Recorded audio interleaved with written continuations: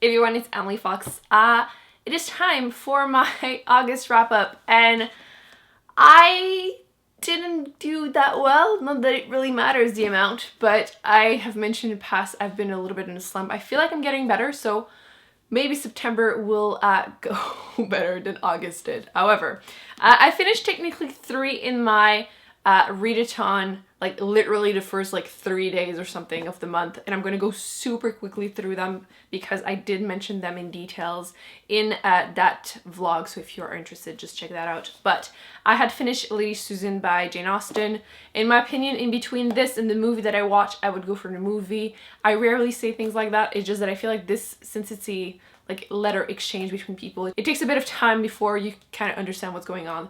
It was good. I gave it 4 stars, but it's possibly because I really enjoyed the movie. It's kind of a little silly, as are most of her books, and I enjoyed them. I also had finished The Secret Life of Bees by Sue Monk Kidd. I feel like my review was a little unpopular here. This is a really popular book club book, and basically after thinking more about it, I'm able to really pinpoint what was my main issue with this, is that you're following through the story of this little girl during 1964, and she's around so many strong, amazing women of color, and it just, like, she's the least interesting character. And I feel like this is such a missed opportunity from seeing those historical events through the eyes of the women going through them, and instead you're following it through the eyes of that teenage white girl, which, yeah, it's just my opinion. I feel like she was the least interesting character in there. Like, so many of these women were such badasses, and I really loved the little house she was in. Like, if you've read this, it feels like home. Like, it feels really, really nice. It's just that I thought, again, missed opportunity. I feel like if it was published in 2018 instead of 2002, it's definitely something people would mention more whenever they review this book.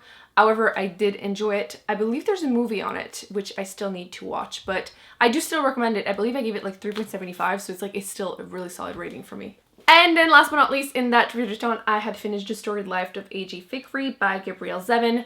This is awesome. If you're looking for a really like feel-good, will make you laugh, will make you cry type of book, highly recommend this one. It's about a widow man who basically ends up having to take care of a little girl in his bookstore.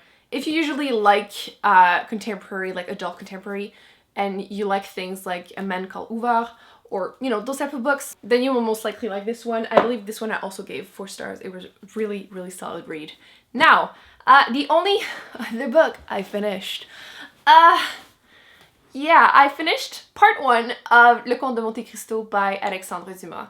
It has been a journey.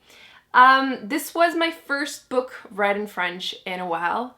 It's a classic, so obviously it's not necessarily more difficult, but you know, it's nicely written, nice words, and I enjoyed this a lot more than I expected. This is like always referred as the most epic revenge story. I feel like it's a bit unfair to rate it based on only the first part, so I did give it 5 stars on Goodreads, but I'm not sure what's gonna happen once I read part 2. I really enjoyed the first like 350 pages, basically when he's in prison. And I feel like at one point when he's out, you're starting to just follow different characters, so it will build up eventually at the end of the second book type of thing. So I feel like it was a little slower, / with this slump, it's been a lot more difficult. However, I can see where this is going. Obviously, I've seen the movie too, but I am enjoying it, so I give it 5 stars for now. We shall see what happens whenever I finish the whole thing, which I'm really hoping to do it next month. It was in my TBR, in my September TBR.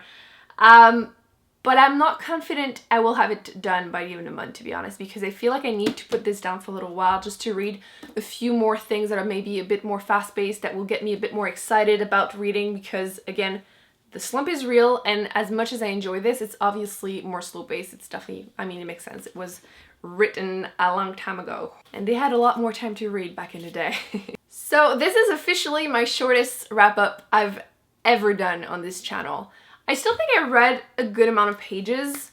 I'm still enjoying myself, which is all that matters. I have been putting down a lot of audiobooks like midpoint, or they'll get returned from my library, and then I just, yeah. I've been really trying to use my library this year, but I feel like it's kind of making my life a little harder because I get them at the same time. Even though I try to like set them up different dates, I get them all pretty much at the same time, and then they get returned and I don't have time to finish, so I'm in the middle of way too many books and it gets frustrating to start a new one because I can't have access to that one.